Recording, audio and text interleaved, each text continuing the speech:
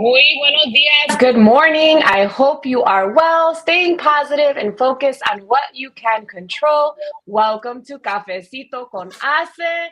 Drop in the chat where you are tuning in from and use the comment section to network and connect with one another.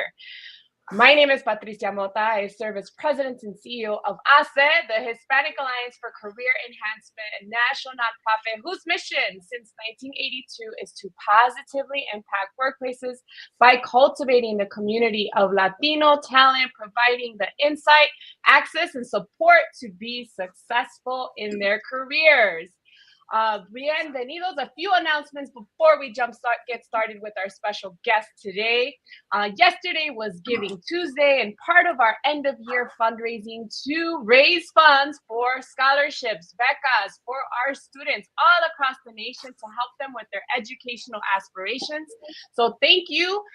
We are 78% of the way to our $100,000 fundraising goal. So if you have not donated yet, whether it's $20, whether it's $1,000, whatever you can, please consider your donation today or before the end of the year. We appreciate your support to really support our leaders, our future leaders. Also, we are hosting Avanza Your Career, which is a webinar to be able to support those who are seeking their next career opportunity, to learn and to understand how to best navigate and use the HACE Career Center on December 6th. Free to join, sign up for you to learn more. Also coaching, if you're looking to meet with a coach, you can register on our website. And last thing, if you have heard of our Hombres de HACE, Mujeres de HACE, our Emerging Leaders program, so many other programs, our university, but you want to learn more and hear testimonials firsthand, guess what? You get to participate virtually in the graduation on December 11th. You can sign up and learn more. So we've got folks joining from Chicago, from Dallas, from, let's see here. Okay, we got some suburbs of Chicago as well. Please continue to join. We've got folks excited to hear from David Anon, who is the Senior Director, Regional Marketing, Latin America at Zebra Technologies. Buenos dias, David. How are you today? Buenos dias, Patricia. Buenos dias a todos. Hello, everyone. I'm doing really well. Probably a lot warmer here in South Florida than you guys over in Chicago and around the world, right? But doing very well. Thank you. Yes, it's, everybody's got a little bit colder weather than usual. We have some folks also from Miami. First thing is first, David, how do you like your cafecito, your coffee, or morning beverage of choice prepared? Well, so interesting with that, Patricia. I like my cafecito. I have my little café cubano. It looks very small, but it's very potent. And it's interesting because, I use an Nespresso, but even Nespresso has now Hispanic flavors that are competing with them, I guess, right? So at a very young age, I can tell you that my abuelita would put in my little pacifier, would wet the coffee, and because of that, I guess I'm a bit of a coffee connoisseur. But yes, I like my strong coffee in the morning, un cafecito cubano. Yes. I love it. And one of the things, talking about our abuelitas is part of our culture. Share with us, your cultural professional background and how you got to your role today. Sure, Patricia. Well, I'm Cuban American. Both my parents are from Cuba. And I guess if I were to look at my 23andMe, it would probably give me about 82% Spain, Portugal, and about 15, almost 16% from Africa. A lot of the colonization to the Caribbean is coming from Spain and from Africa, right? So that would be my background. And I consider myself very, very Latino, right? Growing up in a household of speaking Spanish and my kids, the same thing. So I could say that I'm definitely American, and I have my cultural roots, Hispanic cultural roots. I'm very proud of that, right? I would say that I started my career really for about 17 years. In my beginning of my career, I worked for Japanese companies, for Panasonic and for Sony. And so I worked everything from logistics all the way sales, and ended up in marketing. And from there, I think I've worked with manufacturers mostly in the B2C and B2B space is where we're at now with the B2B, focused on either electronics or mobile, in the mobile world, so mobile area. So did some work with distribution, but really I've done the primary focus of my career has been working on the international markets, more in Latin America and the Caribbean, and with some of the US Hispanic. And this is where I find myself, really enjoying my marketing career, really dedicated into my field and my team. So yeah, that would be a little bit about me. Yeah, where I'm sure, your personal experiences as being part of the Latino community is invaluable, right, in this space. I know we've got a lot of folks in the ASEN network that are also in the marketing communication space, but also perhaps those that are considering a career that are perhaps getting started. So let's talk a little bit about that space in marketing and specific to inclusion. So how do you anticipate the evolving landscape of inclusion marketing in 2024? Can you share some emerging trends that you foresee that could significantly impact strategies and campaigns? And for those of you, before you answer that, David, those of you tuning in, please feel free to engage in the chat and ask any questions that you have so that we get to those as well. Absolutely. So yeah, I think if we take a look at some of the continued trends that we see, right, and we do see definitely a shift, I think, and it's a very positive shift in delivering more advocacy, some social impact, right? But, I think there's some areas of improvement there that they need to still come across more authentic as possible, right? We want, I believe that companies need to continue with these efforts, especially around the marginalized audiences, right? To support them and represent them in various, even online and offline type of programs, right? If we look at some of the advances in historically, or like maybe in the African American community, right? I think it's fantastic that the evolution of that has even gone into the commercial aspect or the commerce of it for Black-owned businesses, right? So the same thing I would say if we look a couple years back, potentially we saw a big push around women-owned businesses, minority-owned businesses, SMB. So I think that, the complexity is really to find a balance, right? We all have budgets that we're managing. Granular segmentation can be, quite taxing, right? To develop content across these. But I think that the trend is there. The trend is to recognizing, for this reason, this performance of data, this is demonstrating. And so marketing is leveraging the resources and the data and the tools to be able to then say, hey, I believe we need to continue this,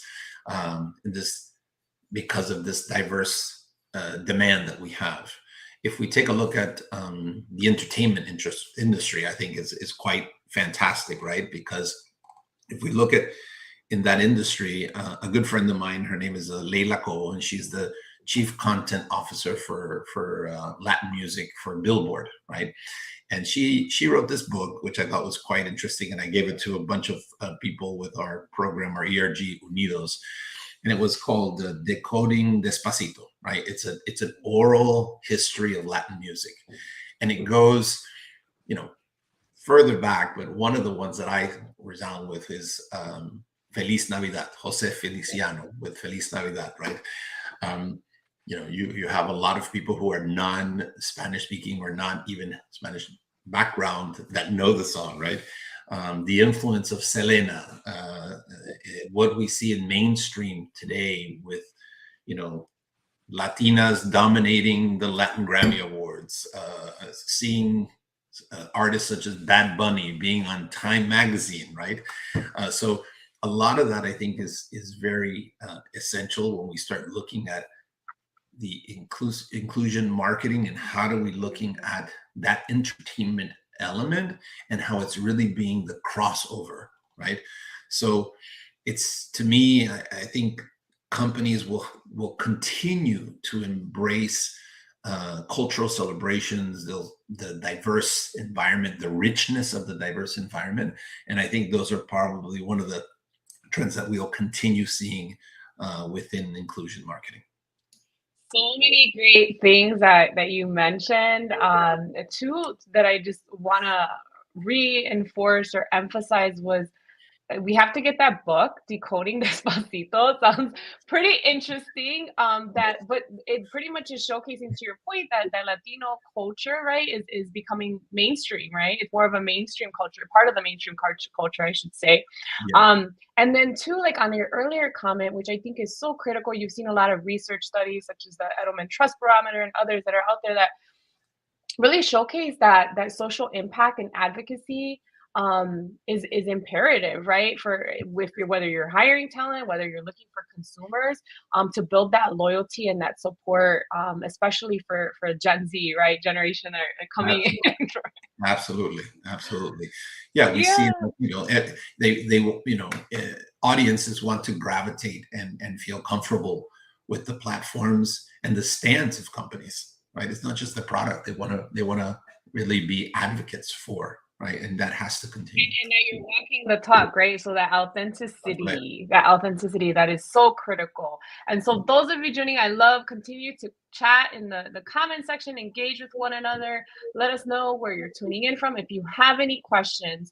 And so David, in the context of this with inclusion marketing, do you have what innovative approaches or platforms do you believe will gain prominence in 2024, and how can organizations leverage that to enhance their efforts? Yeah. So let's not forget that in 2024 there's going to be a heightened year for sure. We've got election year going on, and not without getting political, right? I will say that marginalized communities and Hispanics, marginalized communities, we are a driving force, right? We are a driving force, and with that, we also have we're targeted, right? We're minorities have a vote, right? So I think that it's going to be a strong year when it comes to social and digital platforms, and I think that besides that component, right? I think that overall, it really is how do we use digital media and digital platforms and to increase our storytelling, right? And making it relevant stories, right? Focused on personas, focused on the audiences. What type of outcomes are we desiring, right? And so it has to have that relatability, right? And continue to improve a little bit on the relatability, to using social platforms really to manifest, the essence or the principles of the company, right? Because like you said, which I think is very true, right? Audiences want to feel related to the brand that they consume, right? And in part, making customers almost like an extension and even advocates for the brand. So customers don't want to have to defend the brand, right? There's a lot of things we've seen that it's like, oh, I don't really agree with what this company has done or their stance on this. That's people start taking that very personal. This is a relationship, right? So, to me, I've always said that, loyalty goes as far as your worst experience, right? Because after that, you sort of say, hey, what's going on? So companies have to be very careful when they take that approach from a media or digital stance to ensure that they come across as being genuine, right? And these have to be genuine inclusion efforts, not like force-fed, organic, fake experiences. And I think that, that all stems from ensuring that we have, diversity of thought and diversity of experience. So this is maybe where inclusion and diversity starts influencing inclusion marketing, right? Because they're two different things, right? So I think that that's where we see that this trends in the platforms, right? Because really it's that intersection, right? And so I don't know if, probably people on the watching us today have probably seen commercials that have the best intent, the positive intent, right? But they're coming across a little disingenuous, and we look at it and it's like, really, right? Because it doesn't resound with the marginalized audience that they're trying to reach. And in order to mitigate that, I think is organizations need to continue to strive in creating diverse environments, creative environments with their organizations, as well as with their vendor community, right? Because it's vital to come across very genuine in your inclusion marketing. But I do think that working that angle around inclusion and diversity and focusing on the authenticity of your media efforts is very important and key as we move forward. Yeah, important and key. It makes me wonder about the influence or the potential influence. You think of the different platforms such as a TikTok, such as the impact of AI and artificial intelligence we're hearing about everywhere, and especially AI, and then the authenticity piece. I mean, I'm not asking, I'm just wondering, right? No, absolutely. I think that comes to mind. Right. You start thinking, the authenticity of the tone, the experience. And so as that's a learning platform and engine, it has to be fed these experiences, right? And so these experiences have to come from a genuine stance in order for it to come across as genuine, right? So it's not just, to me, at least to me, it's not just the avatars and that's definitely a step. Don't get me wrong. The avatars that are, different, representing different marginalized communities. It goes beyond that as well, right? So that's just a step, and we need to make sure that we're using intelligence to be able to also learn to be inclusive in its output. Absolutely. I know we got time for at least one question. We will share this video, David, afterwards regarding from Andrea in terms of your advice to create social media content with more inclusion besides recognizing awareness months. I'm assuming like Hispanic Heritage Month, Native American Heritage Month. There are not many stock photos with, let's say, people of color in them. Yeah, look, this is a maybe I'd say something a little controversial, right? But I think that we have to be very careful in not creating tribalism, right? We have to make sure that we're not excluding by trying to be inclusive. So I think that by shared experiences across the different audiences is also a very interesting way of sending out a genuine message, right? I know, mentions about the media and the stock photos. Years ago, I was working on a campaign, and I was head of BlackBerry, and so we were working on a campaign in Brazil, and we received stock photos, and one of them showed an African American, and the group was bowling, right? And the people on my team in Brazil said, "Well, it doesn't look like a Brazilian Black person, right? And we don't bowl." And I'm like, wait a second, we're getting so grand. And I was trying to understand, right? So I think that's really trying to get that understanding from what the people locally are explaining to you, right? But I do think that, developing media messages that are relevant and trying to come across as genuine. And I understand, you don't want to just use stock photos, right? Opt for other alternatives, right? No, thank you. Unfortunately, we have to wrap up here. So I have one last comment or thought that you're most hopeful for? I do have, right? So I think that first and foremost, we've got to be good marketers, right? You've got to know your product, know the company, the competition, your audience, right? And at the end of the day, know that you're running a business, right? You strive for revenue, market share, stockholder satisfaction, EPS numbers, stock performance, right? So I would say approach inclusion marketing as a basis to impact the business and augment the business, right? Being always empathetic, which is very good, creative, innovative, and business driven, right? I think that overall, demonstrating the results, and absolutely there are many statistics that demonstrate the results of really reaching out to those marginalized communities, as well as the inclusion marketing. It's there. So that would be my message, is really just making sure that you have those focuses that I just covered.